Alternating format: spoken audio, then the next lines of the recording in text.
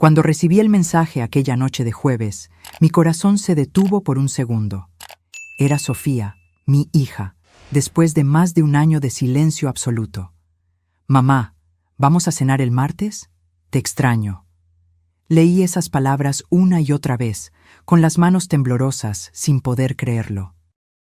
¿Cómo podía un pequeño texto iluminar toda la oscuridad que se había instalado en mi vida desde que ella decidió que yo ya no merecía su amor? Pero cuando llegué a su casa, algo inesperado sucedió. Pero antes de continuar, asegúrate de que ya estás suscrito al canal y escribe en los comentarios: ¿desde dónde estás viendo este video? Nos encanta saber hasta dónde están llegando nuestras historias. Mi nombre es Carmen, tengo 58 años y hace exactamente un año mi única hija decidió excluirme de su vida. No hubo una gran pelea, ningún momento definitivo que pueda señalar como el principio del fin. Fue un distanciamiento gradual, silencioso, hasta que un día las llamadas dejaron de ser contestadas y los mensajes quedaron sin respuesta.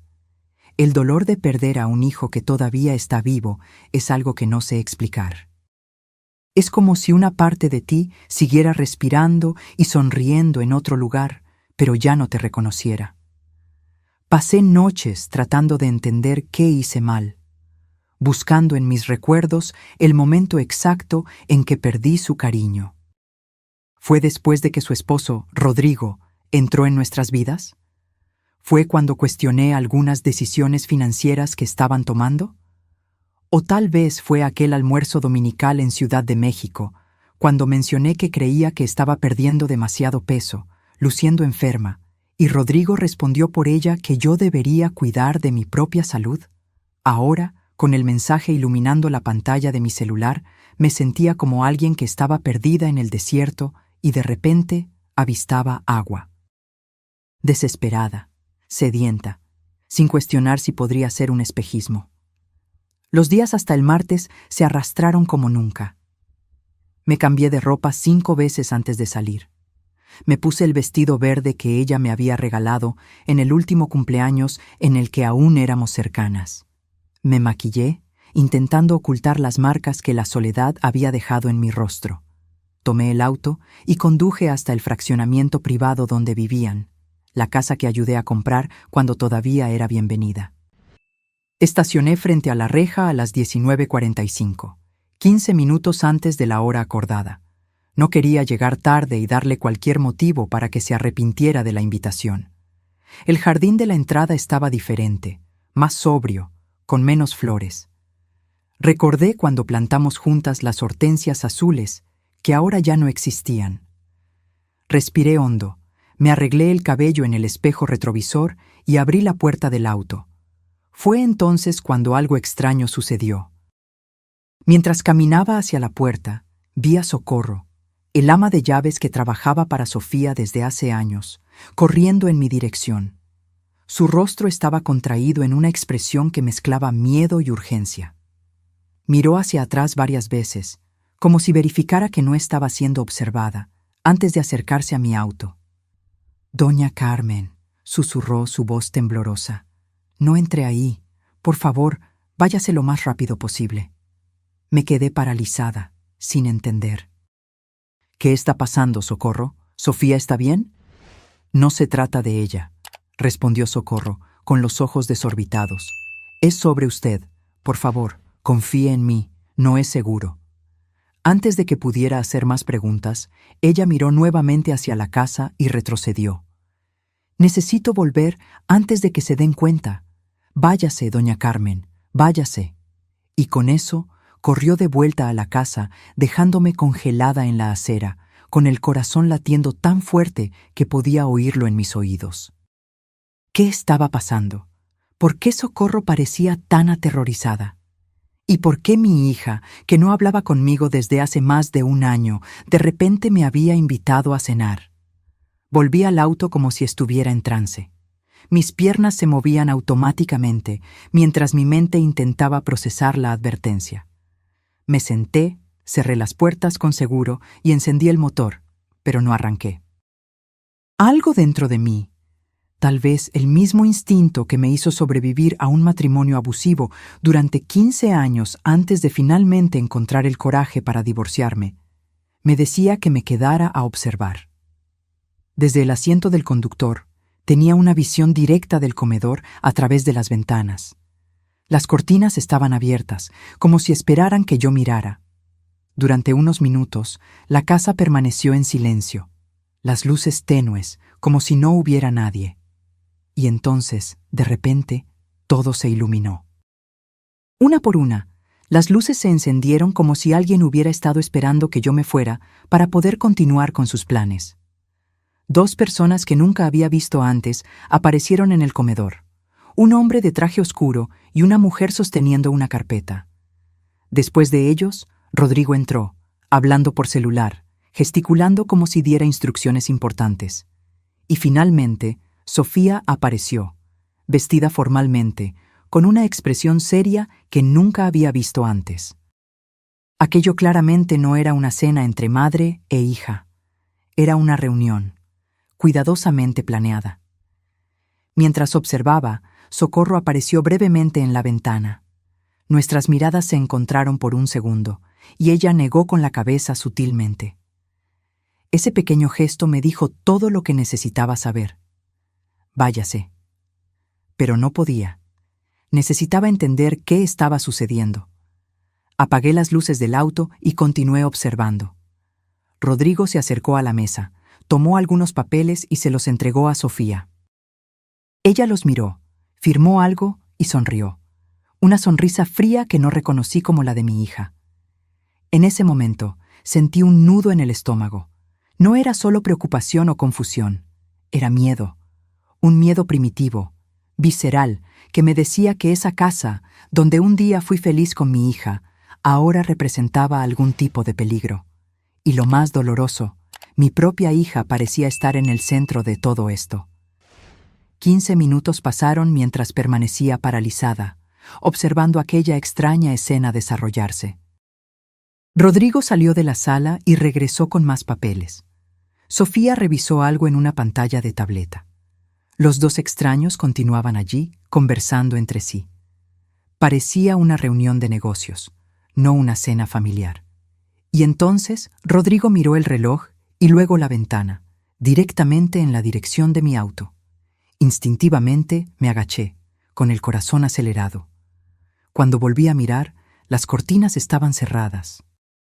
La casa que un día fue el lugar donde acuné a mi hija para dormir, ahora se transformaba en un misterio amenazante frente a mí. Encendí el auto y me alejé conduciendo, pero no fui a casa. No podía. Estacioné en una gasolinera a unos cuantos kilómetros de allí, en las afueras de Monterrey, e intenté organizar mis pensamientos. ¿Qué tipo de trampa era esa? ¿Por qué Sofía me llamaría para una cena que claramente no existía?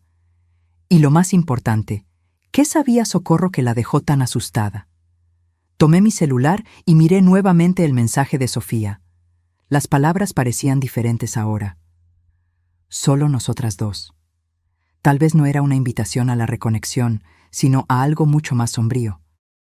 ¿La mujer que crié, que amé incondicionalmente, estaba tramando algo contra mí? La idea era tan dolorosa que las lágrimas comenzaron a rodar por mi rostro sin que me diera cuenta. Fui al baño de la gasolinera para lavarme la cara. En el espejo vi a una mujer que apenas reconocía. Cabello grisáceo, ojeras profundas, una mirada asustada. ¿Esa era yo ahora? ¿En eso me había transformado el dolor de perder a mi hija? Me apoyé en el lavamanos y respiré hondo. No podía desmoronarme. Necesitaba descubrir qué estaba pasando. De vuelta en el auto, me di cuenta de que tenía una llamada perdida. Era de un número desconocido. Segundos después, el celular vibró con un mensaje. «Doña Carmen, soy yo, Socorro. Necesitamos hablar. Mañana, mediodía, en la cafetería de la terminal de autobuses del norte. Es importante. No le cuente a nadie». Aquella noche no pude dormir. Cada vez que cerraba los ojos, veía el rostro de Sofía firmando aquellos papeles, Rodrigo mirando el reloj, la expresión de terror en los ojos de Socorro. ¿Qué estaban planeando? ¿Y por qué mi propia hija estaría involucrada en algo contra mí? Cuando el sol comenzó a salir, yo todavía estaba despierta, sentada en el balcón de mi pequeño apartamento, mirando la ciudad de Guadalajara que despertaba. La gente en las calles parecía tan normal, tan ajena al torbellino que estaba sucediendo en mi vida. ¿Cómo sería despertar sin el peso de saber que la persona que más amas en el mundo tal vez quiere lastimarte? A medida que el reloj se acercaba al mediodía, una determinación crecía dentro de mí. Iría a ese encuentro con Socorro y descubriría la verdad, por dolorosa que fuera, porque la incertidumbre, me di cuenta, era aún más insoportable que cualquier verdad. La terminal de autobuses estaba concurrida como siempre. Personas apuradas corriendo para no perder sus autobuses, familias despidiéndose, adolescentes con mochilas enormes esperando sus transportes. Me sentía fuera de lugar allí, una mujer de mediana edad sola, buscando respuestas a preguntas que ni siquiera sabía cómo formular. La cafetería quedaba en un rincón apartado, un lugar pequeño con mesas de formica y sillas de plástico. Elegí una mesa desde donde podía ver la entrada y pedí un café que sabía que no podría beber. Mi estómago estaba hecho un nudo. A las 12:10, Socorro entró. Estaba vestida con sencillez, una chaqueta oscura y un pañuelo cubriendo parcialmente su rostro. Sus ojos se movían nerviosamente, examinando cada rincón del lugar antes de dirigirse a mi mesa. «Doña Carmen», susurró, sentándose rápidamente. «Gracias por venir». «Socorro, por el amor de Dios, dígame qué está pasando», imploré, sosteniendo sus manos temblorosas sobre la mesa. «¿Por qué me impidió entrar ayer? ¿Qué está tramando Sofía?» Ella miró a los lados, como si temiera ser observada, y bajó aún más la voz. «No es solo Sofía, doña Carmen. Es Rodrigo. Él está controlando todo». Un escalofrío recorrió mi espalda. Desde el principio, nunca confié completamente en Rodrigo. Había algo en él, una frialdad calculadora detrás de la sonrisa encantadora. Pero Sofía estaba tan enamorada que nunca quiso escuchar mis preocupaciones. «¿Controla cómo?», pregunté. Socorro respiró hondo. «Hace meses que veo cosas raras sucediendo en esa casa. El señor Rodrigo, él aísla a Sofía. Primero fueron las amigas, luego la familia. Usted fue la última en ser alejada». «Pero fue Sofía quien dejó de hablarme», argumenté, confundida. «No, doña Carmen. Fue él quien la convenció de que usted estaba intentando controlar su vida, que no respetaba sus elecciones. Él distorsiona todo. Hace que Sofía crea que todos están en su contra, que solo él la protege». Socorro hizo una pausa, sus ojos húmedos. «Ella está perdiendo peso porque él controla hasta lo que come. Dice que necesita mantenerse en forma, que a nadie le gustan las mujeres gordas». Sentí náuseas. Las piezas comenzaban a encajar. El distanciamiento gradual, los cambios en el comportamiento de Sofía, el modo en que comenzó a repetir frases que parecían ensayadas. «¿Y la cena de ayer? ¿Por qué invitarme?». Socorro bajó aún más la voz. Escuché una conversación entre ellos. El señor Rodrigo dijo que necesitaban su firma en algunos documentos, algo sobre la casa que usted ayudó a comprar y unas acciones que el papá de Sofía le dejó a ella, cosas que usted todavía tiene algún control. El departamento que ayudé a Sofía a financiar cuando se casó todavía estaba parcialmente a mi nombre. Y las acciones que mi exesposo, padre de Sofía, dejó cuando falleció, yo era la administradora hasta que ella cumpliera 35 años, lo que sucedería en pocos meses. ¿Iban a hacerme firmar papeles para transferir todo a ellos? No solo eso. Socorro dudó, sus ojos fijos en los míos. Escuché al señor Rodrigo hablando con un hombre por teléfono. Él dijo: «Después del martes, todo será nuestro y nadie va a cuestionar. La vieja no va a estorbar más». Mi sangre se heló. La vieja. ¿Así se refería Rodrigo a mí cuando creía que nadie estaba escuchando? La idea de que mi yerno y mi propia hija estuvieran conspirando para tomar mis bienes era devastadora. Pero había algo más en las palabras de Socorro, algo que ella no estaba diciendo. Hay más, ¿verdad, Socorro? Ella asintió lentamente, una lágrima rodando por su rostro. Doña Carmen, creo que querían lastimarla. Escuché a Rodrigo hablar sobre un accidente, que sería fácil hacer parecer que usted resbaló en las escaleras después de beber vino en la cena. La cafetería comenzó a girar a mi alrededor. ¿Mi propia hija, contemplando mi muerte? No, no podía ser. Eso era demasiado insano. Sofía jamás estaría de acuerdo con eso. Dije, más para mí misma que para Socorro. La Sofía ya no es la misma, doña Carmen. Él la manipula. Ella hace todo lo que él manda. Es como si estuviera hipnotizada. Me quedé en silencio, intentando procesar todo aquello. Parte de mí quería negar, decir que era imposible, pero otra parte sabía que Socorro no tendría razón para inventar algo tan horrible. ¿Por qué me está contando esto, Socorro? ¿Por qué arriesgarse así? Sus ojos se encontraron con los míos, llenos de determinación. Porque Sofía era una buena muchacha antes de él. Yo la vi crecer, ¿recuerda? Trabajé para ustedes desde que ella tenía 12 años. Y porque... Su voz se quebró. Porque mi hermana murió en manos de un hombre como el señor Rodrigo.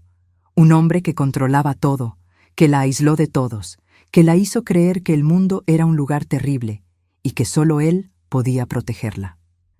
Sentí un nudo en la garganta.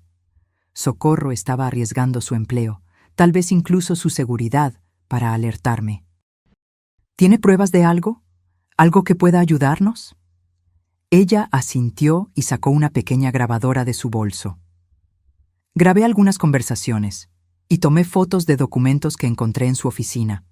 Están preparando todo para después del martes. Testamentos, transferencias, todo. Tomé la grabadora con manos temblorosas. Socorro, ¿se da cuenta de que esto es criminal?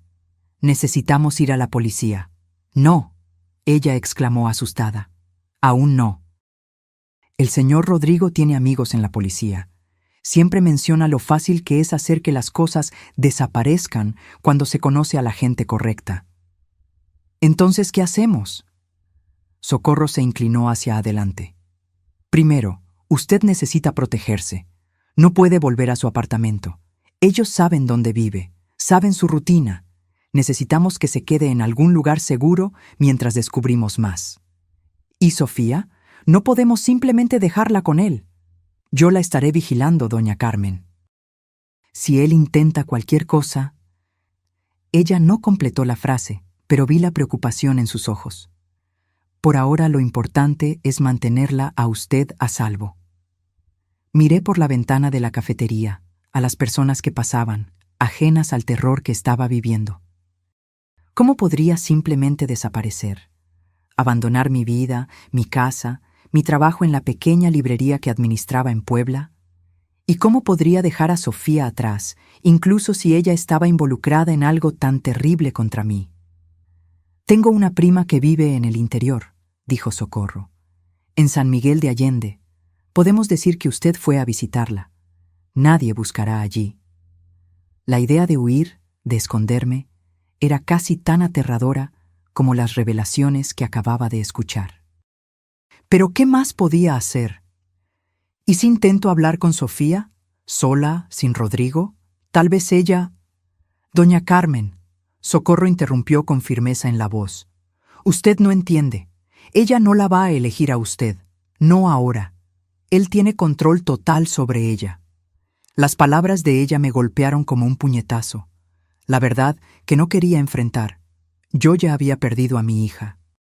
No cuando dejó de hablarme hace un año, sino mucho antes, cuando ese hombre entró en nuestras vidas y comenzó a tejer su tela de manipulación.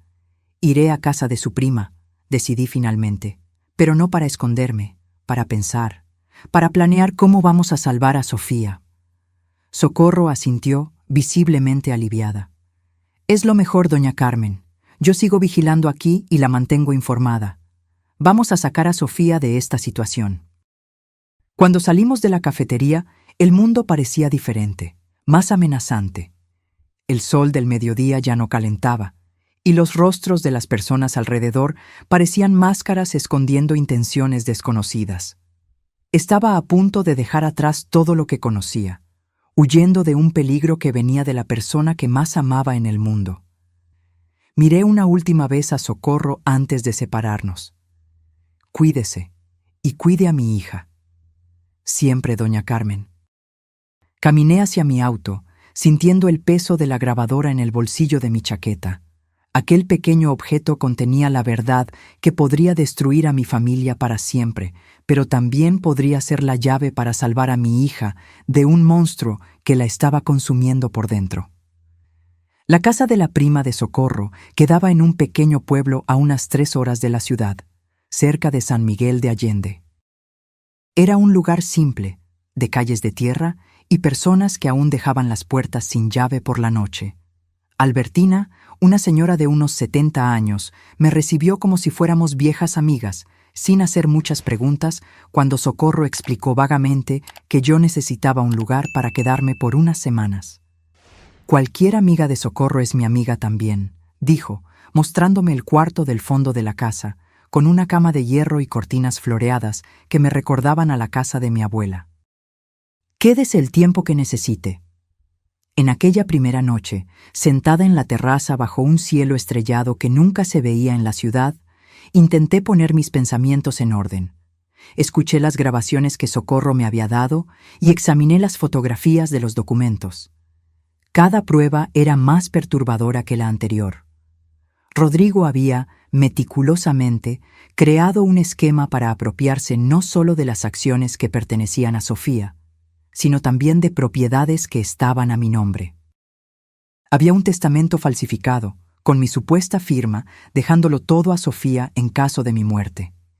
Y otros documentos, transferencias, poderes, todo con falsificaciones de mi firma, esperando solo fechas para ser registrados. Pero lo más aterrador era escuchar la voz de mi propia hija en aquellas grabaciones. Sí.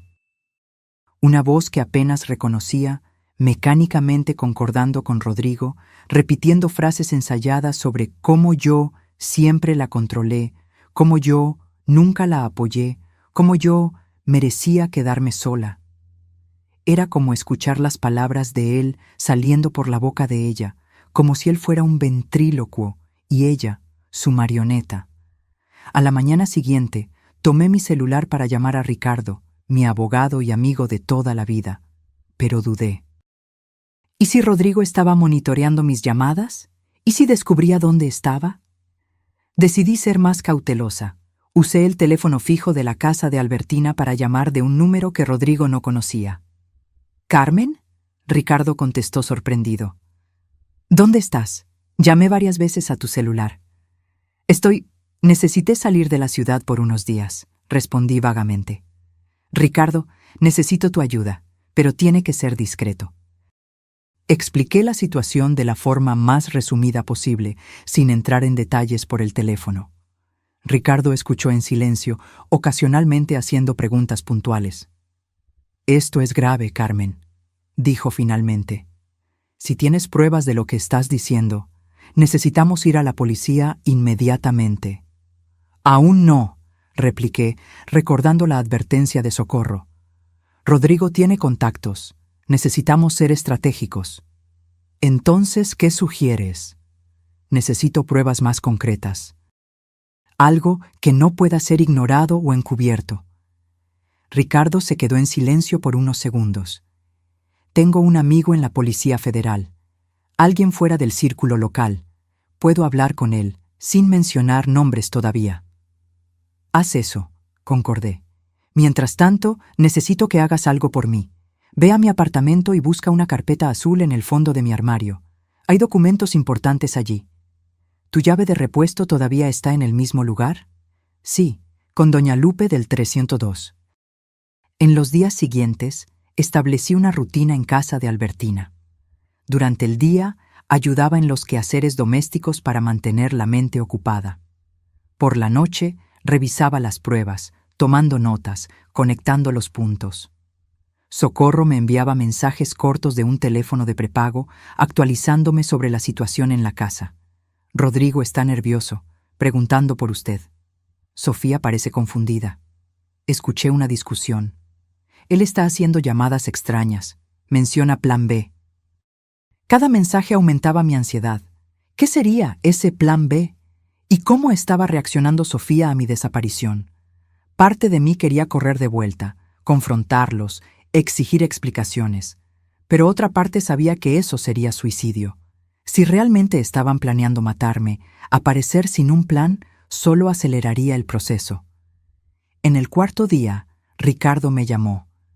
Logré hablar con mi contacto en la Federal.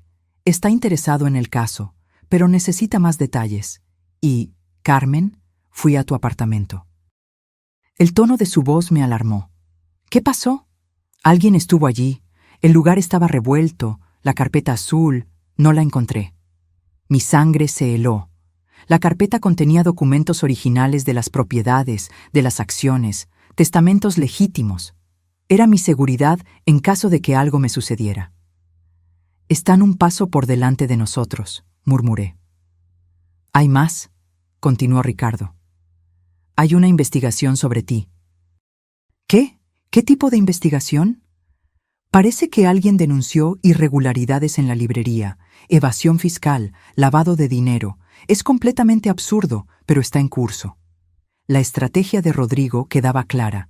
Si yo aparecía, sería para enfrentar acusaciones criminales.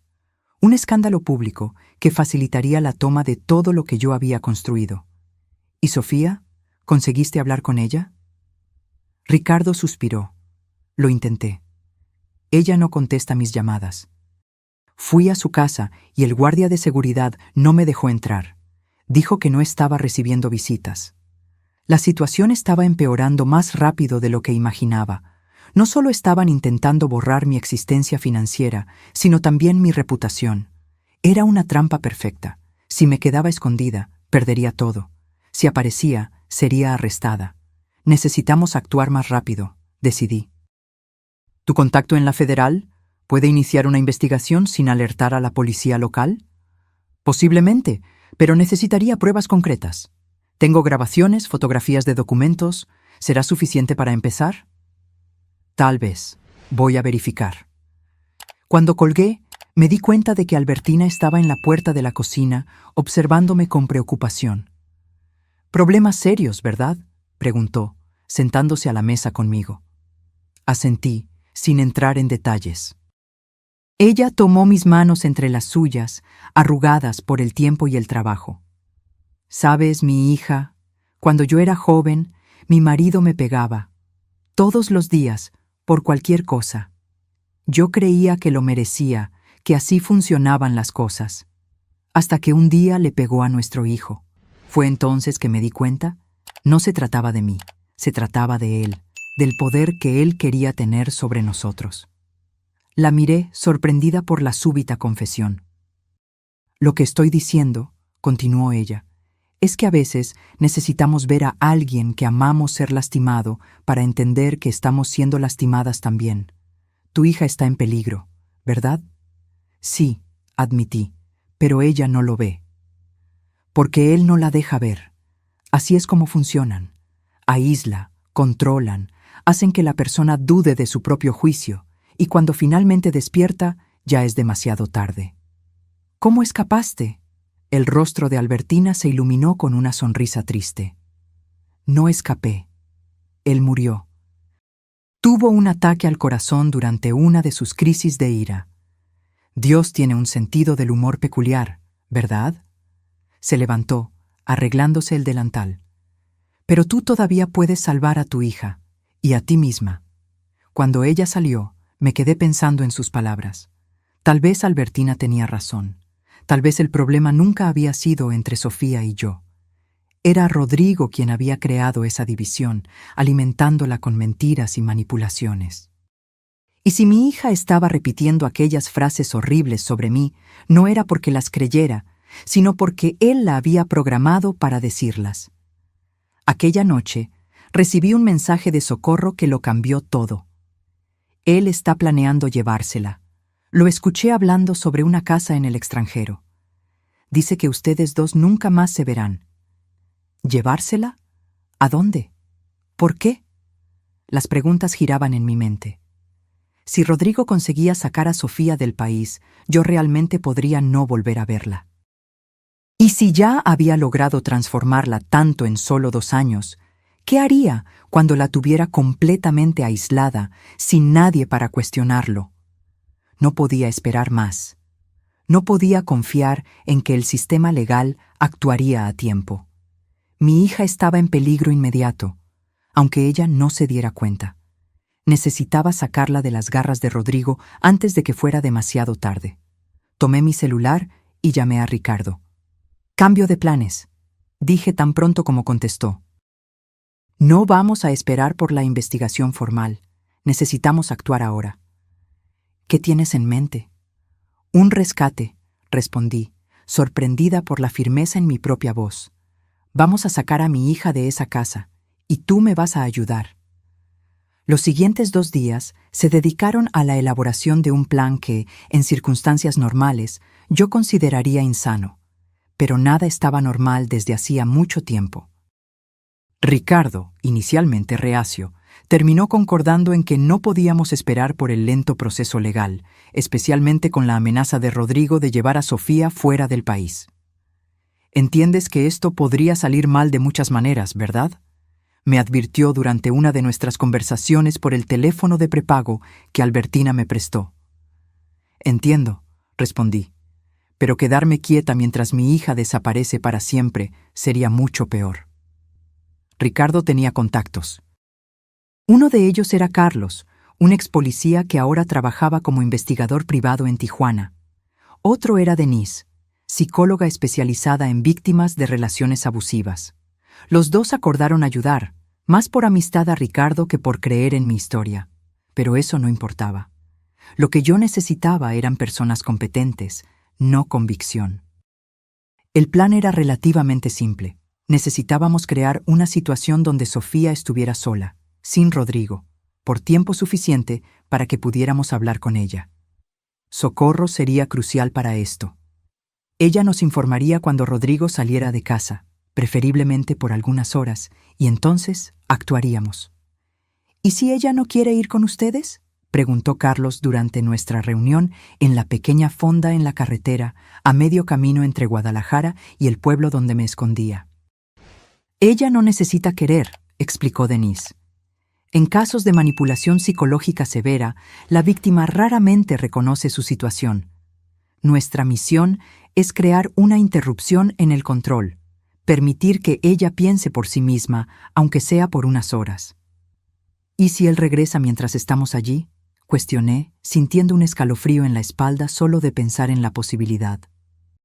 «Estaré preparado», respondió Carlos, sin elaborar, pero su tono me hizo creer que él sabía cómo lidiar con hombres como Rodrigo. La oportunidad surgió 3 días después. Socorro me envió un mensaje a las 9 de la mañana. «Él va a Cancún hoy. Reunión de negocios. Vuelo a las 11 horas. Vuelve solo por la noche. Ella se quedará en casa sola». Mi corazón se disparó. Era ahora o nunca. Encontré a Ricardo, Carlos y Denise en el punto acordado, una gasolinera a 10 minutos de la casa de Sofía. Ricardo parecía nervioso, constantemente mirando el reloj. Carlos estaba calmado, casi indiferente, como si estuviéramos allí solo para un café casual. Denise revisaba sus notas, probablemente preparando el abordaje psicológico. «Recuerden», dijo ella, «Sofía probablemente se resistirá. Puede gritar, llorar, acusarnos de estar en su contra. Eso es normal. Lo importante es mantener la calma y transmitir seguridad». A las 3:08 recibimos la confirmación de Socorro. Rodrigo había salido y el avión ya había despegado. Era nuestra señal.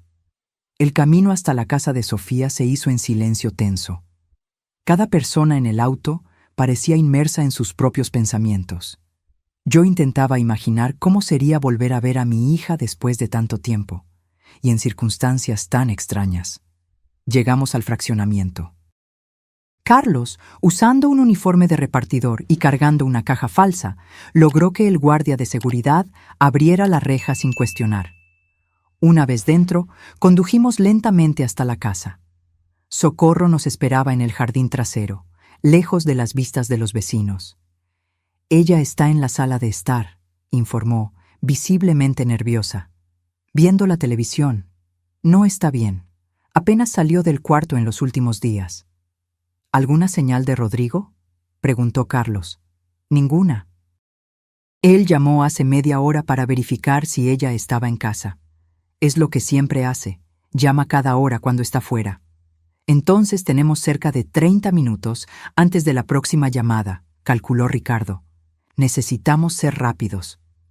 Entramos por la puerta trasera, que Socorro dejó sin llave. La casa estaba silenciosa, excepto por el sonido bajo de la televisión que venía de la sala. Caminé al frente, mi corazón latiendo tan fuerte que pensé que se podría escuchar. Y entonces, después de más de un año, vi a mi hija. Sofía estaba sentada en el sofá, envuelta en una manta, a pesar del calor del día. Estaba tan delgada que casi no la reconocí. Su cabello, antes largo y brillante, estaba sin vida, recogido en un moño descuidado. Ojeras profundas marcaban su rostro pálido. Mi linda hija, siempre tan llena de vida, parecía un fantasma de sí misma.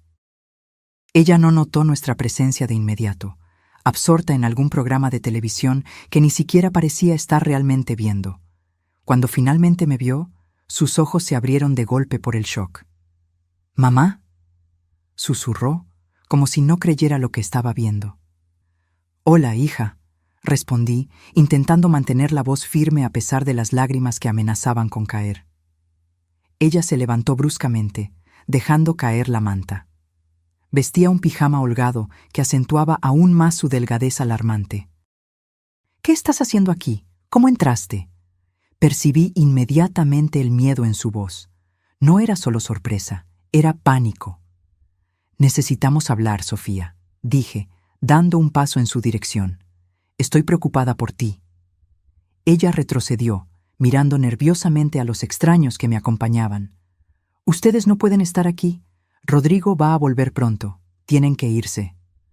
«Tu marido está en Cancún», informó Carlos con calma. «No regresará hasta la noche». El pánico en los ojos de Sofía aumentó. «¿Cómo saben eso? ¿Me están vigilando? Voy a llamar a la policía». Ella buscó frenéticamente su celular, pero Socorro ya lo había quitado de la sala tal como acordamos. Denise dio un paso al frente, su voz suave y controlada. «Sofía, mi nombre es Denise. Soy psicóloga y estoy aquí para ayudar. No estamos aquí para lastimarte, solo queremos hablar». «No necesito ayuda», Sofía respondió automáticamente, como si repitiera algo que había escuchado muchas veces. «Estoy perfectamente bien». «Ustedes son los problemáticos, siempre interfiriendo en mi vida». Las palabras me golpearon como puñaladas, pero Denise me había preparado para esto. Eran las palabras de Rodrigo, no de Sofía. «Hija», intenté nuevamente, «tú me invitaste a cenar. ¿Recuerdas? El martes pasado. Me enviaste un mensaje». Sofía pareció confusa por un momento. «Yo no envié nada». «Sí enviaste», insistí, mostrándole el mensaje en mi celular. Ella miró la pantalla, la confusión aún más evidente. «Ese es mi número, pero yo no escribí eso». «Fue Rodrigo, ¿verdad?», pregunté gentilmente. «Él tomó tu celular y envió ese mensaje fingiendo ser tú». Sofía abrió la boca para negar, pero luego la cerró nuevamente, como si algo estuviera haciendo clic en su mente. Él dijo que sería bueno que nos reconciliáramos, que sentía que yo estaba triste por no hablar más contigo, pero después dijo que tú cancelaste, que no querías verme. Yo fui, Sofía, a la hora acordada. Pero Socorro me impidió entrar porque escuchó a Rodrigo planeando algo contra mí. Sofía miró a Socorro, que asintió silenciosamente. «Es verdad, niña. Escuché que él estaba hablando sobre hacer parecer un accidente. sobre cómo usted heredaría todo después de que su mamá se cayera en las escaleras. No, Sofía murmuró, sacudiendo la cabeza. Él no haría eso. Él me ama. Él me protege. ¿Te protege de qué, Sofía?, preguntó Denise, su voz aún calma. ¿Del mundo? ¿De las personas que te aman? Mírate a ti misma. ¿Estás feliz? ¿Estás saludable? ¿O estás asustada todo el tiempo? Sofía comenzó a llorar, sus hombros temblando bajo el peso de las preguntas. Yo quería correr hacia ella, abrazarla, decir que todo estaría bien, pero Denise había sido clara. Necesitábamos mantener distancia emocional en este primer momento. Sofía necesitaba procesar. Él dice que ustedes no me entienden, sollozó, que quieren controlarme, que solo él sabe lo que es mejor para mí. ¿Y tú crees eso?, pregunté suavemente. Yo ya no sé qué creer, admitió, luciendo de repente exhausta. Estoy tan cansada. Fue en ese momento que me di cuenta de cuánto daño tenía mi hija. No solo físicamente, sino emocionalmente, psicológicamente. Rodrigo había destruido sistemáticamente su confianza, su sentido de la realidad, su conexión con el mundo. Y yo había permitido que esto sucediera, manteniéndome distante cuando debería haber luchado más. Sofía, dijo Denise, no necesitas decidir nada ahora. Solo te pedimos que vengas con nosotros por unas horas, para hablar en un lugar neutral, sin la influencia de Rodrigo. Él se pondrá furioso si salgo, murmuró, el miedo evidente en su voz. ¿Él controla a dónde vas?, preguntó Carlos, su tono profesional, pero sus ojos revelando indignación. Sofía dudó, como si percibiera por primera vez lo absurdo de la situación.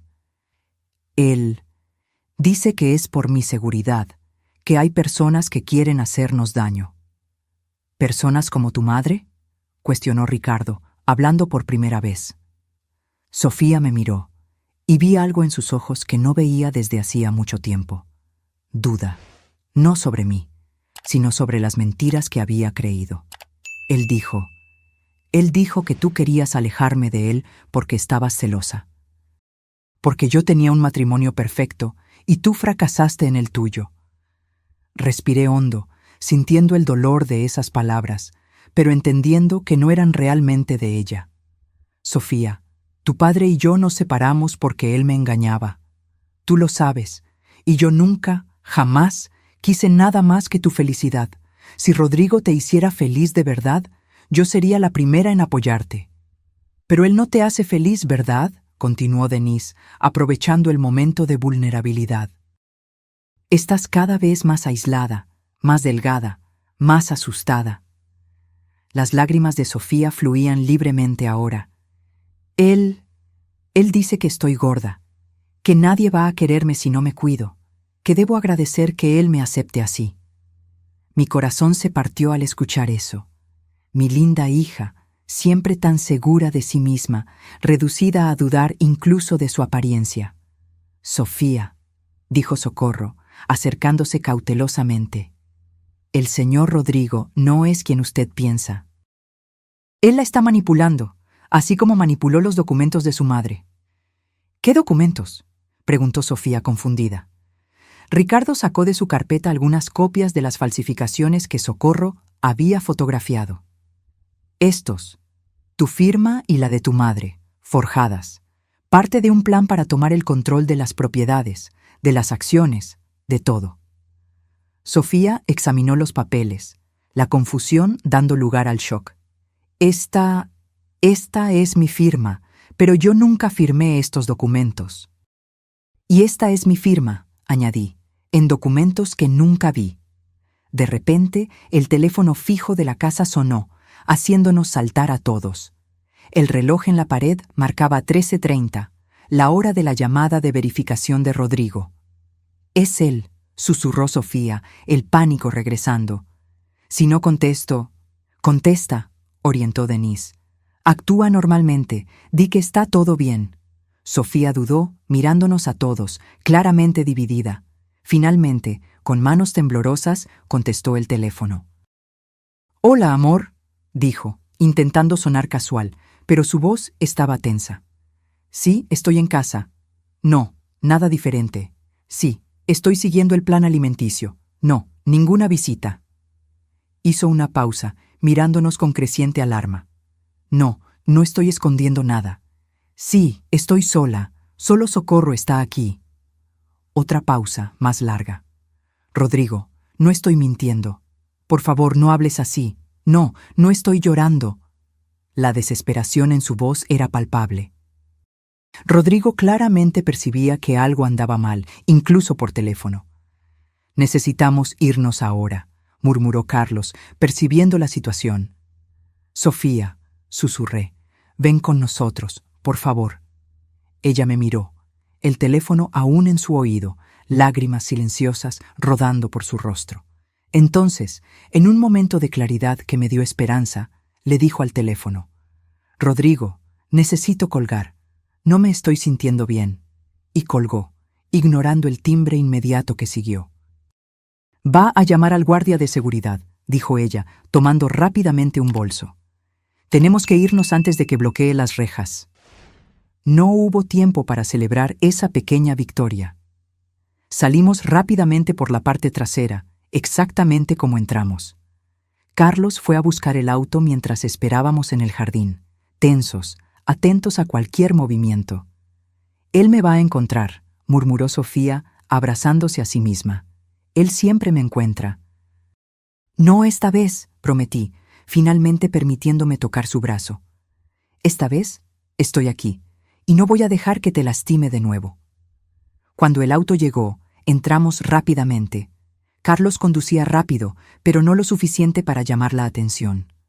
En el espejo retrovisor, vi al guardia de seguridad del fraccionamiento saliendo de la caseta, mirando alrededor, probablemente buscando a Sofía a pedido de Rodrigo. Estábamos en la carretera cuando el celular de Socorro sonó. Ella contestó, pálida. «Señor Rodrigo, no sé dónde está. Salí a hacer las compras». Ella colgó temblando. «Está furioso. Está tomando el primer vuelo de vuelta». «¿Cuánto tiempo tenemos?», preguntó Ricardo. 2, tal vez 3 horas, si consigue un vuelo inmediato». No era mucho tiempo, pero tendría que ser suficiente. Yo miraba a Sofía, sentada a mi lado, pareciendo al mismo tiempo aliviada y aterrorizada. Ella había dado el primer paso, el más difícil, pero la batalla estaba apenas comenzando.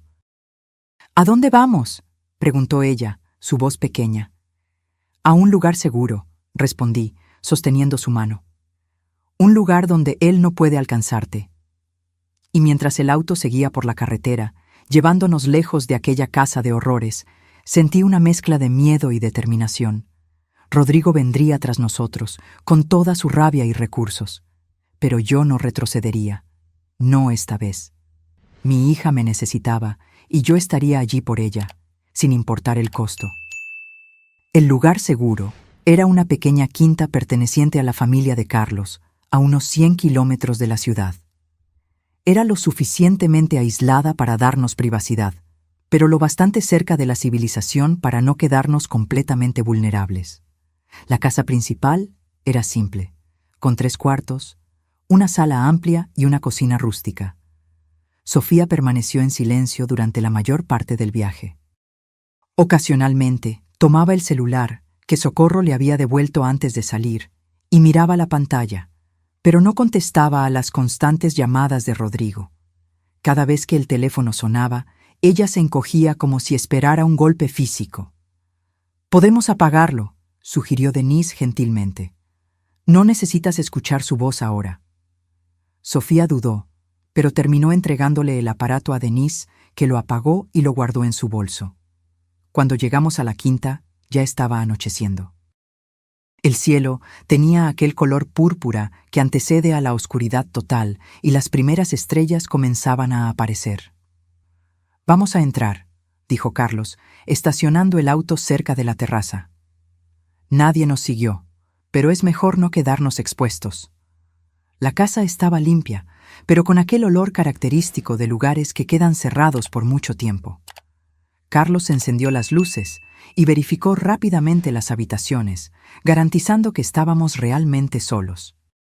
Ricardo fue a la cocina a preparar café, mientras Denise condujo a Sofía hasta el sofá de la sala, hablándole en voz baja, probablemente usando técnicas para calmarla. Me quedé parada en medio de la sala, observando a mi hija, todavía intentando procesar que ella estaba realmente allí, que habíamos logrado sacarla de aquella casa. Parecía irreal, como un sueño del que yo tenía miedo de despertar. «Ustedes necesitan hablar», dijo Denise levantándose. «Voy a ayudar a Ricardo en la cocina». Me senté al lado de Sofía, manteniendo una distancia respetuosa. Ella estaba encorvada sobre sí misma, como si intentara ocupar el mínimo espacio posible. Sus manos finas y pálidas se retorcían nerviosamente sobre su regazo. «¿Cómo te sientes?», pregunté, sabiendo que era una pregunta tonta, pero sin saber por dónde más empezar. Ella se encogió de hombros, un gesto que me recordó tanto a la adolescente que fue un día. Confundida, asustada, yo no sé qué estoy haciendo aquí. «Estás aquí porque parte de ti sabe que algo anda mal», respondí suavemente, aunque sea difícil admitirlo. Sofía levantó los ojos hacia mí y vi en ellos una mezcla de rabia, miedo y confusión. «Tú odias a Rodrigo. Siempre lo has odiado. Desde el principio». «No, Sofía, yo desconfié de él cuando me di cuenta de cómo te estaba cambiando, cómo te estaba alejando de todos los que te amaban». «Él me protege», respondió automáticamente, pero su voz careció de convicción. «¿De qué, hija? ¿De quién? ¿De tu madre que solo quiere verte feliz? ¿De tus amigos que no ves desde hace más de un año? ¿De tu vida que abandonaste por él?». Ella no respondió, pero vi lágrimas formándose en sus ojos.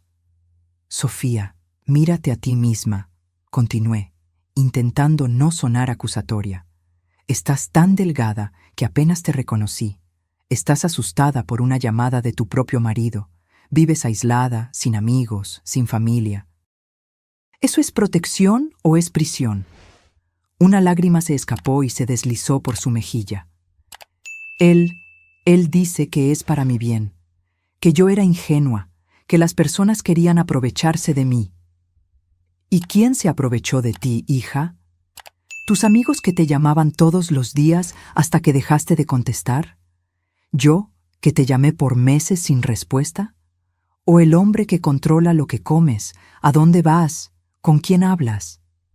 Ella cubrió su rostro con las manos, sollozando silenciosamente. Quería abrazarla, pero sabía que necesitaba dejarla procesar sus propias emociones. Sofía necesitaba llegar a sus propias conclusiones. «¿Cuándo fue la última vez que te sentiste verdaderamente feliz?», pregunté después de un momento. Ella levantó el rostro, pensativa. «Yo, no sé, antes, creo, antes de que todo se volviera tan complicado. Antes de que él comenzara a aislarte, antes de hacerte dudar de ti misma y de todos a tu alrededor». Sofía asintió lentamente, como si estuviera admitiendo algo para sí misma por primera vez. Al principio era diferente. Él era atento, cariñoso, me hacía sentir especial. «Así es como funcionan», dijo Ricardo, volviendo a la sala con una bandeja de café. «Empiezan haciéndote sentir como la persona más importante del mundo. Luego, lentamente, van disminuyéndote, aislándote, hasta que dependas completamente de ellos». Sofía lo miró, curiosa. «¿Cómo sabes eso?». Ricardo colocó la bandeja en la mesa y se sentó en el sillón frente a nosotras. «Mi hermana pasó por algo parecido. Tardamos años hasta que nos dimos cuenta de lo que estaba pasando. Cuando finalmente logramos sacarla de esa situación, apenas era la persona que conocíamos». «¿Y cómo está ahora?», preguntó Sofía, una chispa de esperanza en sus ojos. «Mejor. No completamente recuperada. Dudo que alguien se recupere totalmente de ese tipo de abuso, pero está viviendo de nuevo. Tiene amigos, trabaja, sonríe, cosas simples que parecían imposibles antes». La palabra abuso hizo que Sofía se encogiera. Él nunca me pegó, murmuró. El abuso no es solo físico, Sofía, explicó Denise, uniéndose a nosotros. El control, la manipulación, el aislamiento, el gaslighting, todo eso son formas de abuso. ¿Gaslighting?, repitió Sofía confundida. Es cuando alguien te hace dudar de tu propia percepción de la realidad. Cuando dice que cosas que sucedieron no sucedieron o que estás imaginando cosas. Cuando transforma tus preocupaciones legítimas en paranoia. Sofía se quedó en silencio y pude ver los engranajes girando en su mente, conectando puntos, reviviendo recuerdos bajo una nueva luz. Él hace eso, admitió finalmente, su voz casi inaudible.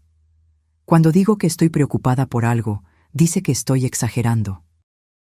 Cuando recuerdo algo que él dijo o hizo, jura que nunca sucedió, que estoy confundiendo las cosas.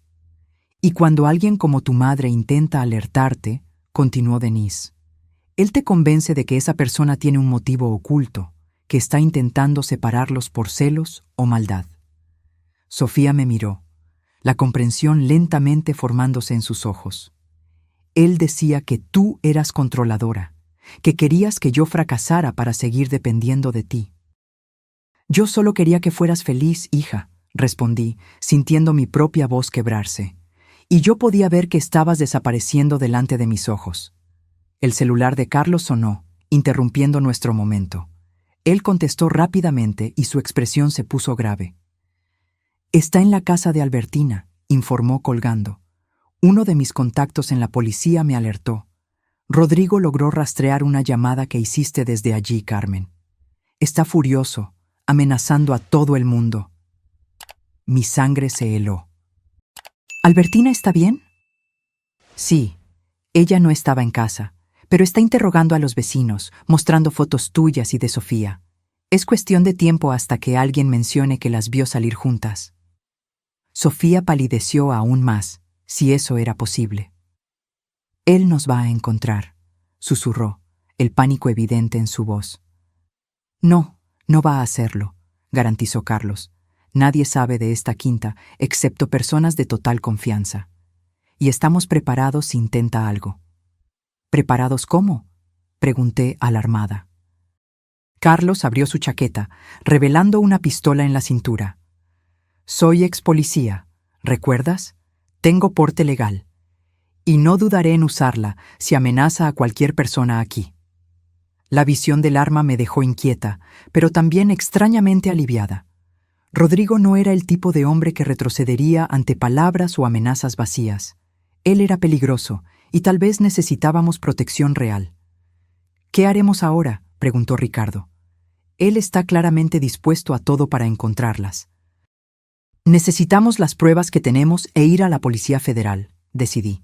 Mañana temprano, tan pronto como amanezca. Cuanto más esperemos, más peligrosa se vuelve la situación. De acuerdo, dijo Carlos. Tengo un amigo que puede acompañarnos hasta la delegación, garantizar que seamos escuchados por las personas correctas. Miré a Sofía, que temblaba ligeramente. ¿Estás dispuesta a testificar contra él? ¿A contar lo que te hizo a ti, a nuestra familia? Ella dudó, el miedo todavía evidente en sus ojos, pero entonces, lentamente, asintió. Sí, estoy cansada de vivir así, cansada de tener miedo todo el tiempo. Aquellas simples palabras me llenaron de esperanza. Mi hija estaba volviendo, lentamente, encontrando su voz, su fuerza. Entonces está decidido, declaró Ricardo. Mañana temprano vamos a la delegación. Esta noche descansamos. Carlos organizó un esquema de vigilancia. Él y Ricardo se turnarían para garantizar que nadie se acercara a la casa durante la noche. Denise preparó un leve sedante para Sofía, que estaba obviamente exhausta, tanto física como emocionalmente. La acompañé hasta uno de los cuartos, donde ella se acostó sin siquiera cambiarse de ropa. Me senté a su lado en la cama, observando su rostro cansado. «¿Mamá?», murmuró, ya medio somnolienta debido a la medicina. «¿Sí, cariño?» «Lo siento mucho. Por todo. Por creerle a él en lugar de confiar en ti. Acaricié su cabello, como hacía cuando era pequeña. No fue tu culpa, hija. Hombres como Rodrigo son especialistas en manipulación. No tenías cómo saberlo. Debería haberme dado cuenta, insistió, sus ojos cerrándose. Debería haber visto las señales. Shh, susurré. Descansa ahora. Mañana tendremos tiempo para hablar de todo eso. Ella tomó mi mano, apretándola débilmente. No me dejes, mamá. Por favor. Nunca más, prometí, sintiendo lágrimas en los ojos. Nunca más te dejaré sola. Me quedé a su lado hasta que se durmió completamente, su respiración volviéndose profunda y regular. Mirándola así, vulnerable y exhausta, renové silenciosamente mi promesa. Nadie más lastimaría a mi hija. Nadie la haría sentir pequeña o insignificante de nuevo. Ni Rodrigo, ni cualquier otro hombre. Cuando estuve segura de que ella estaba durmiendo profundamente, salí silenciosamente del cuarto. En la sala encontré a Ricardo, Carlos y Denise, conversando en voz baja. «¿Cómo está ella?», preguntó Denise. «Durmiendo», respondí, sintiéndome súbitamente exhausta. «La medicina hizo efecto rápido». «Ella necesita ese descanso», dijo Denise. «Su cuerpo y mente han estado en estado de alerta constante durante mucho tiempo. Es agotador vivir bajo ese tipo de tensión». Me senté con ellos, aceptando una taza de café que Ricardo me ofreció. «¿Qué creen que va a pasar mañana?», pregunté. «Si todo sale bien, Rodrigo será citado para prestar declaración», explicó Carlos. «Con las pruebas que tenemos, las grabaciones, los documentos falsificados, el testimonio de Sofía y Socorro, hay una buena chance de que consigamos una orden de protección inmediata». «¿Y si no funciona?», cuestioné, el miedo volviendo a consumirme. «Vamos al plan B», respondió Ricardo. «Tengo contactos en otros estados. Podemos conseguirles un lugar seguro para que se queden hasta que resolvamos todo legalmente». La idea de huir, de esconderme con Sofía en algún lugar distante, no era ideal, pero yo haría cualquier cosa para mantenerla a salvo. Conversamos por un tiempo más, refinando detalles del plan para el día siguiente, hasta que el cansancio finalmente me venció. Denise me acompañó hasta otro cuarto, garantizando que yo también descansara. «Fuiste muy valiente hoy», dijo, mientras yo me acostaba. Salvar a alguien de una relación abusiva es una de las cosas más difíciles y peligrosas que se pueden hacer. «Ella es mi hija», respondí simplemente. «Yo haría cualquier cosa por ella». Denise sonrió con gentileza. «Descansa ahora. Mañana será un día importante». Cuando ella salió, me quedé mirando el techo, intentando organizar mis pensamientos. Tantas cosas habían sucedido en los últimos días. Mi vida había dado un vuelco desde aquel mensaje de texto que recibí el jueves. Parecía que hacía una eternidad. Me dormí pensando en Sofía, en la niña sonriente que fue, en la mujer fuerte que yo sabía que ella podría ser nuevamente. Soñé con días más simples, cuando éramos solo nosotras dos contra el mundo, después de que su padre se fue. Días de risas en la cocina, de películas en el sofá, de confidencias tarde en la noche. Me desperté sobresaltada con el sonido de vidrio rompiéndose. Por un momento me quedé desorientada, sin saber dónde estaba. Entonces la memoria volvió en un flash, la quinta, el rescate de Sofía, el plan para el día siguiente. Me levanté rápidamente, el corazón latiendo fuerte. El reloj digital en la mesita de noche marcaba 3:17 de la mañana. La casa estaba silenciosa, excepto por voces amortiguadas que venían de la sala. Salí del cuarto cautelosamente, siguiendo por el pasillo oscuro. Las voces se volvieron más claras. Una de ellas era de Carlos, tensa y baja. La otra, mi sangre se heló, era Rodrigo. «¿Dónde están?», la voz de él exigía, con una frialdad que me erizó. «Ya dije que no sé de qué está hablando», respondió Carlos, su voz controlada pero firme. «No me tome por idiota», Rodrigo gruñó. «Sé que Carmen se llevó a mi esposa, sé que ustedes están ayudando, y sé que ellas están aquí». Me detuve en la esquina del pasillo, escondida en las sombras. Desde mi posición podía ver parcialmente la sala. Carlos estaba de pie, bloqueando el camino de Rodrigo. Su mano estaba cerca de la cintura, donde yo sabía que cargaba la pistola. Rodrigo estaba de espaldas a mí, pero su postura era agresiva, intimidante. «Usted está invadiendo una propiedad privada», dijo Carlos todavía calmo. «Sugiero que se vaya antes de que llame a la policía». Rodrigo se rió, un sonido frío y cruel. «¿La policía? ¿De verdad cree que van a creerles a ustedes? Tengo amigos en la delegación. Ellos saben que mi esposa está pasando por problemas psicológicos, que su madre está explotando eso para alejarla de mí». Mi corazón se disparó. Rodrigo ya había preparado el terreno, construyendo una narrativa que nos hacía parecer las villanas de la historia. Típico de un abusador, siempre anticipándose, siempre controlando la narrativa. «No estoy solo, ¿sabe?», continuó Rodrigo, dando un paso hacia Carlos. «Tengo gente ahí afuera. Si usted no me lleva a Sofía ahora, las cosas se van a poner muy feas». Vi la mano de Carlos moverse hacia el arma. «Le estoy pidiendo una vez más, salga de esta casa, ahora». El tiempo pareció congelarse. Yo sabía que estaba a punto de presenciar algo horrible. Si Rodrigo avanzaba, Carlos sacaría la pistola. Si Carlos sacaba la pistola, Rodrigo reaccionaría. Alguien podría salir herido o peor.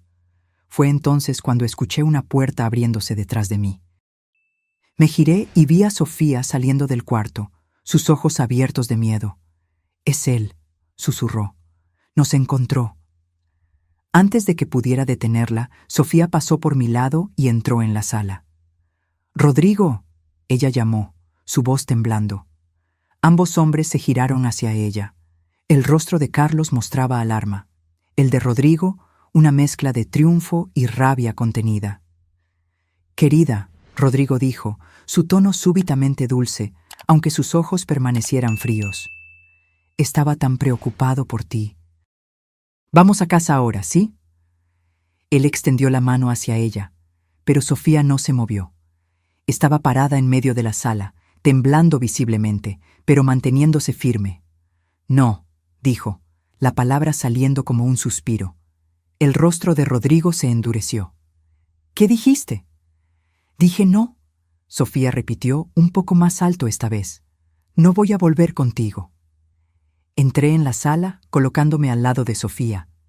Ricardo y Denise aparecieron de otros cuartos, claramente alertados por la conmoción. «Usted escuchó a mi hija», dije, mirando directamente a Rodrigo. «Ella no va a ninguna parte con usted». Rodrigo nos encaró, su mirada yendo de Sofía a mí, a los otros en la sala. Por un momento pensé que iba a atacar. Entonces, inesperadamente, sonrió. «Está bien», dijo él, retrocediendo un paso. «Si es así como quieren jugar». Se metió la mano en el bolsillo y sacó un celular. Marcó un número y habló brevemente. «Están aquí, todas ellas». Antes de que cualquiera de nosotros pudiera reaccionar, luces brillantes inundaron las ventanas de la sala. Faros de auto. Muchos autos. Como dije, Rodrigo continuó, su sonrisa aumentando. «No vine solo». Carlos corrió hasta la ventana y espió por una rendija en la cortina. «Maldición», murmuró. «Hay al menos 3 autos allá afuera, y aquel es un coche de policía». Mi corazón se hundió. ¿Cómo Rodrigo nos había encontrado? ¿Cómo había conseguido traer a la policía a su lado tan rápidamente? «¿Ves?», Rodrigo dijo dirigiéndose a Sofía. «Todos saben que tu madre te está manipulando, que ella te secuestró para alejarte de mí. Están aquí para llevarte a casa, donde perteneces». Sofía lo miró, el miedo claro en sus ojos, pero algo más también, determinación. «No», ella dijo de nuevo, su voz más firme esta vez. «No voy contigo, nunca más». La sonrisa de Rodrigo vaciló, dando lugar a una expresión de furia desnuda. «No tienes elección, Siseo. Eres mi esposa. Haces lo que yo digo. Siempre lo has hecho. Siempre lo harás». En ese momento, hubo un golpe fuerte en la puerta. «¡Policía! ¡Abran!». Ricardo me lanzó una mirada desesperada. «¿Qué hacemos?» «Tenemos las pruebas», recordó Denise. «Las grabaciones, los documentos. No estamos haciendo nada malo aquí». «Pero, ¿acaso nos escucharán?», cuestioné, el pánico comenzando a crecer. Si Rodrigo ya los convenció de que somos los villanos, Carlos tomó una decisión rápida. «Vamos a abrir. Si intentamos resistir, solo va a empeorar todo». Él fue hasta la puerta y abrió. 2 policías uniformados entraron, seguidos por un hombre de traje que presumimos ser un detective.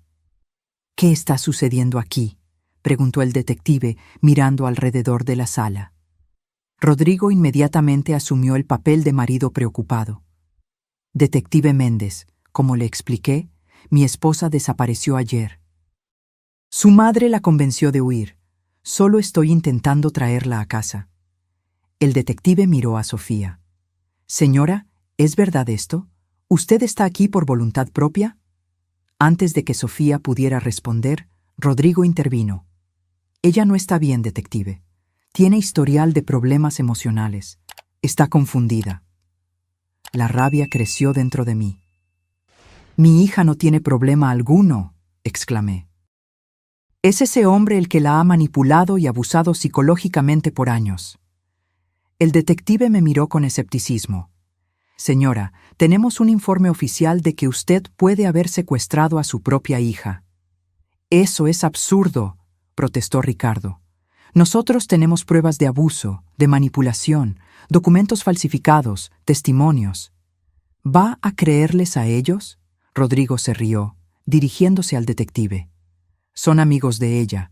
Obviamente van a decir cualquier cosa para encubrirla». El ambiente estaba tenso, con todos hablando al mismo tiempo. Los policías parecían confusos, mirando de un grupo a otro, claramente sin saber en quién creer. Fue entonces cuando Sofía dio un paso al frente. «Yo quiero hacer una denuncia», dijo, su voz sorprendentemente clara y firme. La sala se quedó en silencio. Todas las miradas se giraron hacia ella. «¿Denuncia de qué, señora?», preguntó el detective. «Abuso psicológico y emocional», respondió Sofía. «Falsificación de documentos. Intento de fraude, tal vez incluso intento de homicidio». Rodrigo palideció. «Estás delirando», siseó. «Nadie va a creer eso». «Yo tengo pruebas», continuó Sofía, ignorándolo. Se giró hacia Denise, que rápidamente le entregó su bolso. De dentro, Sofía sacó el grabador que Socorro me había dado. «Aquí están grabaciones de mi marido discutiendo planes para forjar la firma de mi madre, para tomar control de sus propiedades. También hay grabaciones de él hablando sobre un accidente que mi madre sufriría durante una cena que nunca fue planeada para suceder». El detective tomó el grabador, mirándolo con interés. «Esto es serio, señora.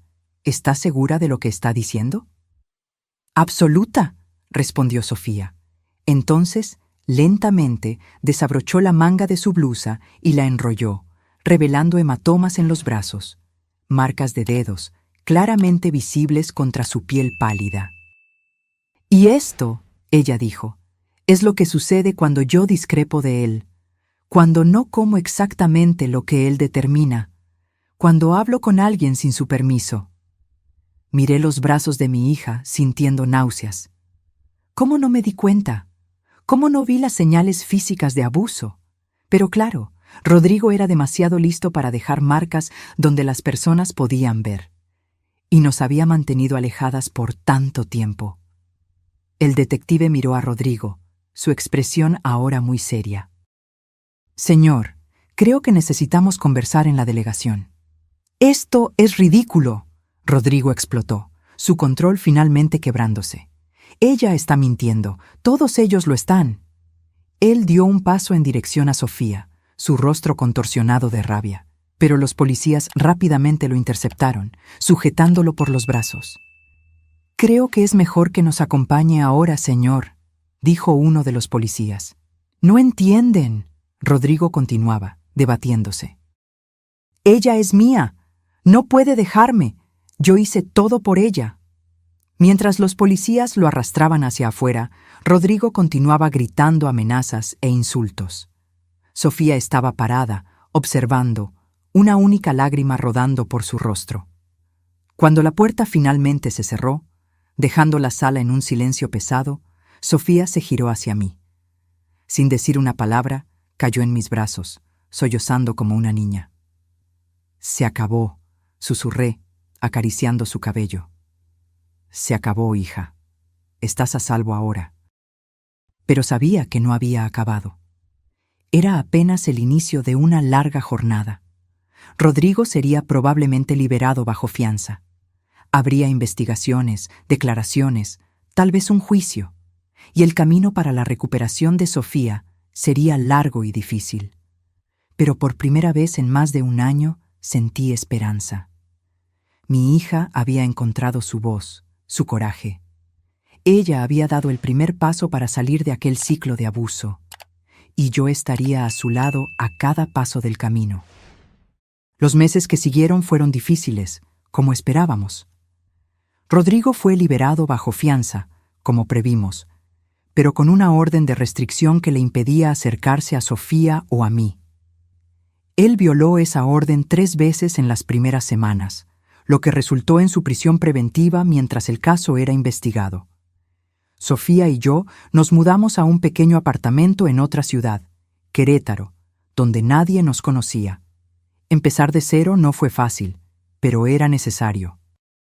Cada día veía pequeñas señales de que mi hija estaba volviendo a ser quien era antes de que Rodrigo entrara en nuestras vidas. Las primeras semanas fueron las más difíciles. Sofía alternaba entre momentos de claridad y fuerza y periodos de duda profunda, donde llegaba a cuestionar si había hecho lo correcto al dejar a Rodrigo. ¿Y si él tiene razón?, murmuró cierta noche, sentada en el balcón de nuestro nuevo apartamento, mirando las estrellas. ¿Y si no consigo vivir sin él? Viviste sin él durante 25 años antes de conocerlo, respondí gentilmente. Y eras una persona increíble, independiente, llena de sueños y planes. Ya no recuerdo a esa persona, ella admitió, su voz casi un susurro. Yo me acuerdo, dije, sosteniendo su mano, y voy a ayudarte a encontrarla de nuevo. Sofía comenzó terapia con Denise, que se ofreció a atenderla gratuitamente hasta que estuviéramos establecidas financieramente. En las sesiones, ella lentamente desenterraba las capas de manipulación y abuso que Rodrigo había construido a su alrededor. A cada revelación, mi corazón se rompía un poco más. Cómo él controlaba lo que ella comía, insistiendo en que estaba gorda cuando en realidad estaba peligrosamente delgada. Cómo él verificaba su celular diariamente, borrando mensajes de amigos y familia, a veces respondiendo como si fuera ella para alejar a las personas. Cómo él la convenció, gradualmente, de que yo era tóxica, controladora, celosa de la felicidad de ellos. Le creí, me dijo un día, llorando en mis brazos. Le creí cuando dijo que tú estabas intentando separarnos porque estabas celosa. ¿Cómo pude ser tan ciega? Los manipuladores son especialistas en distorsionar la realidad, expliqué, repitiendo lo que Denise nos había enseñado. Encuentran pequeñas inseguridades y las explotan, transformándolas en muros que te separan de las personas que te aman. Ricardo se encargó del proceso legal. La investigación reveló mucho más de lo que esperábamos. Rodrigo no solo había forjado firmas en documentos, había creado un esquema elaborado para transferir no solo las propiedades y acciones de Sofía, sino también las mías, a cuentas en el extranjero. Había evidencia de otros crímenes financieros, involucrando a otros socios que él había manipulado a lo largo de los años.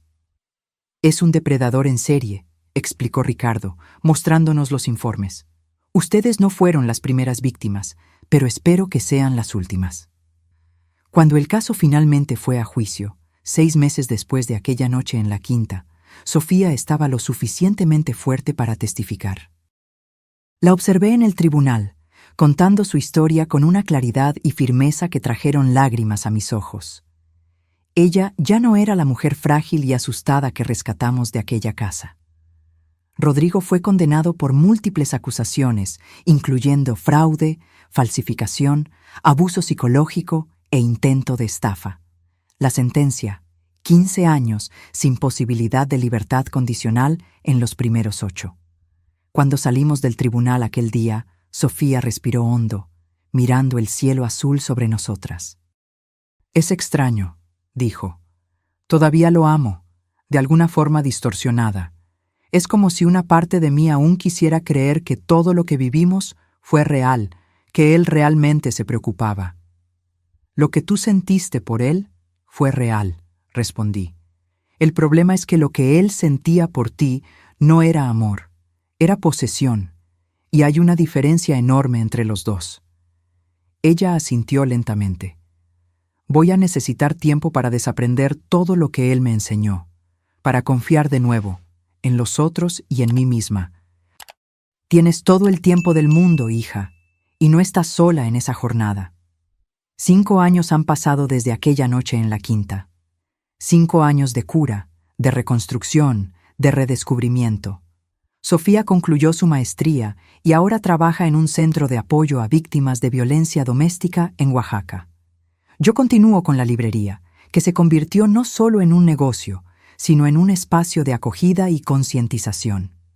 Rodrigo cumple su pena, sin derecho a contacto con nosotras. Ocasionalmente, recibimos noticias sobre él a través de Ricardo, que mantiene un ojo en el caso.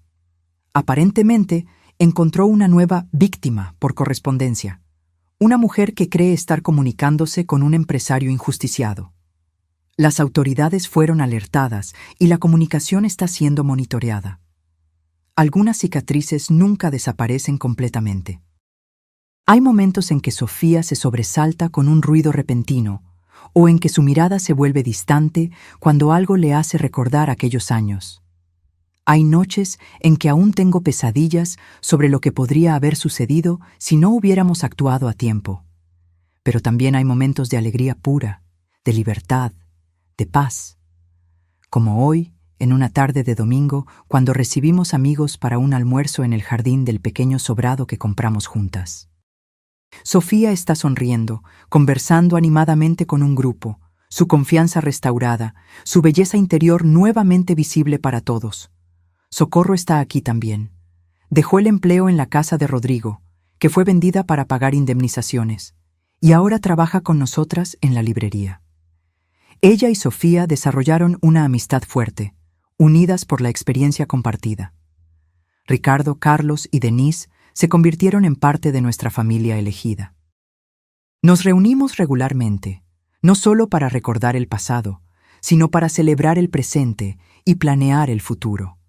Mientras observo esa escena, mi hija feliz, rodeada de personas que realmente se preocupan por ella, siento una gratitud profunda, no solo por haber sobrevivido, sino por haber aprendido a vivir de nuevo, de verdad. Sofía me ve observando y sonríe, aquel sonrisa que ilumina sus ojos y calienta mi corazón. Se disculpa con los amigos y viene hacia mí, sentándose a mi lado en el banco del jardín. «¿En qué estás pensando?», me pregunta, apoyando la cabeza en mi hombro, como hacía cuando era niña. «En lo extraña que es la vida», respondo. «En cómo a veces necesitamos pasar por el infierno para encontrar el camino de vuelta a casa». Ella asiente, comprendiendo perfectamente. «¿Sabes lo que aprendí con todo esto?», dice después de un momento de silencio. «¿Qué, hija?». «Que el amor verdadero no encarcela, no controla, no disminuye. El amor verdadero libera, fortalece, hace crecer». Ella aprieta mi mano. «Como el tuyo por mí». Lágrimas silenciosas ruedan por mi rostro. 5 años atrás, yo estaba desesperada, sentada en mi auto, observando a mi hija a través de una ventana, intentando entender cómo habíamos llegado a aquel punto. Hoy, ella está aquí, a mi lado, libre de las cadenas invisibles que la sujetaban. Y yo estoy aquí, testimoniando el milagro de su recuperación, sabiendo que, por más oscura que sea la noche, siempre, siempre hay una oportunidad de comenzar de nuevo cuando el amanecer llega. «¿Mamá?», Sofía dice, interrumpiendo mis pensamientos. ¿Sí? Gracias por nunca rendirte conmigo. Beso su frente suavemente. Eso es lo que hacen las madres, hija. Ellas jamás se rinden. Y mientras el sol comienza a ponerse en el horizonte, lanzando tonos dorados sobre nuestro pequeño jardín y las personas que amamos, sé que finalmente estamos en casa. No en un lugar físico, sino en aquel espacio seguro que creamos la una para la otra, donde el amor es genuino, el respeto es mutuo y la libertad es valorada por encima de todo. Algunas historias no tienen finales felices. La nuestra casi fue una de ellas. Pero gracias al coraje, a la persistencia y al amor verdadero, aquel que respeta, que fortalece, que libera, logramos reescribir nuestro destino. Y esa es la mensaje que compartimos con todas las Sofías y Carmenes que encontramos. Nunca es demasiado tarde para reescribir tu historia. Nunca es demasiado tarde para escapar de las sombras y caminar hacia la luz. Nunca es demasiado tarde para volver a casa. Ahora, si te gustó esta historia, haz clic en suscribirte y dime en los comentarios qué parte te dejó con la boca abierta. Y no olvides hacerte miembro para tener acceso a videos exclusivos que no publico aquí. Te espero allí.